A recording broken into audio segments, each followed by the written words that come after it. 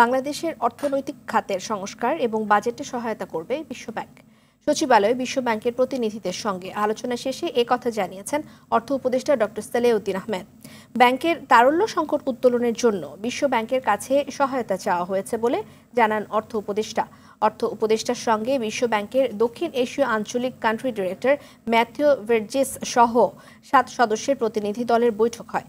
অর্থ মন্ত্রণালয় সূত্রে জানা যায়, আর্থিক খাত সংস্কারে বাংলাদেশকে $100 কোটি ঋণ সহায়তা দেবে বিশ্বব্যাংক। এর মধ্যে পলিসি বেসড লোন হিসেবে $750 মিলিয়ন এবং ইনভেস্টমেন্ট লোন ও গ্যারান্টি ফ্যাসিলিটি হিসেবে $250 মিলিয়ন ঋণ সহায়তা দেওয়া হবে। আগামী ডিসেম্বরের মধ্যে বিশ্বব্যাংকের বোর্ডে এই ঋণ অনুমোদন হওয়ার কথা রয়েছে। আজকে আমরা যেটা বলেছি, আমাদের রিফর্মগুলোর জন্য সহায়তা দরকার, আমাদের একটা বাজেট সাপোর্ট দরকার ইমিডিয়েটলি, তারপর আমাদের কত ডেভেলপমেন্ট প্রজেক্ট আছে। ওয়ার্ল্ড ব্যাংক কিন্তু সবচেয়ে বহুজাতিক মাল্টিল্যাটারাল ইস্যুর মধ্যে সবচেয়ে বিগেস্ট ওনার আমাদের, অতএব তাদের সে সাহায্য দরকার, টেকনিক্যাল অ্যাসিস্ট্যান্স, আর্থিক সাহায্য। আমাদের লিকুইডিটি সাপোর্টের ব্যাপারে কথা বলেছি, ওগুলো ওরা দিতে সম্মত হয়েছে। আমি আরও ফার্দার কথা বলবো ওয়াশিংটন ডিসি। মোটামুটি ইতিবাচক, ওরা আসছে ওপেন মাইন্ড এবং আরও ডিসকাশন হবে।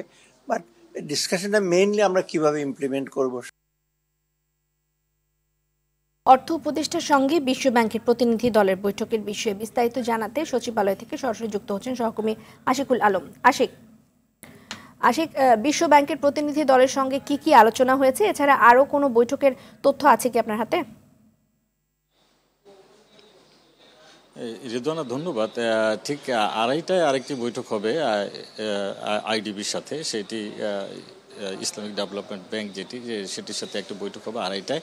তার আগে আমি একটু আপনাকে বলতে চাই যে সকাল 10টা নাগাদ যে বৈঠকটি হয়েছিল বিশ্বব্যাংকের 7 সদস্যের প্রতিনিধির সাথে, সেখানে কিন্তু গুরুত্বপূর্ণ বিষয়গুলো আলোচনা হয়েছে যে বাংলাদেশের অর্থনৈতিক খাতের যে সংস্কার এবং সামনে যে বাজেট সহায়তা এবং বর্তমানে যে ব্যাংকের যে তারল্য সংকট চলছে, সেই ক্ষেত্রে কিন্তু জরুরি ভিত্তিতে কিছু অর্থ সহায়তা প্রয়োজন। সেই বিষয়টি কিন্তু অর্থ উপদেষ্টা বিশ্বব্যাংকের প্রতিনিধির সামনে উপস্থাপন করেছেন এবং সেখানে কিন্তু খুব ইতিবাচক আলোচনা হয়েছে বলে অর্থ উপদেষ্টা আমাদেরকে জানিয়েছেন।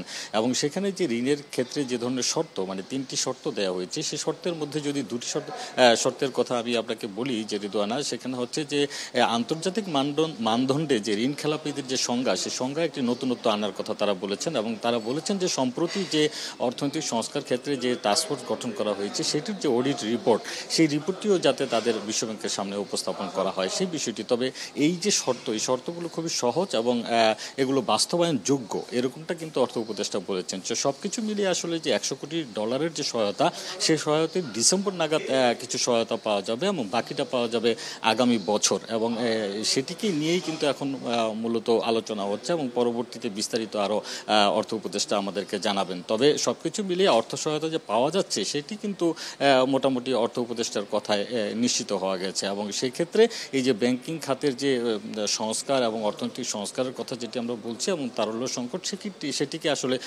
মোকাবেলা করা যাবে বলেও কিন্তু তিনি আশা প্রকাশ করেছেন।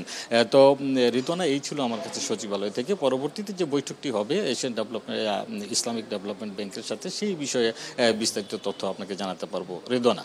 নিশ্চয়ই, ধন্যবাদ আশিক আপনাকে।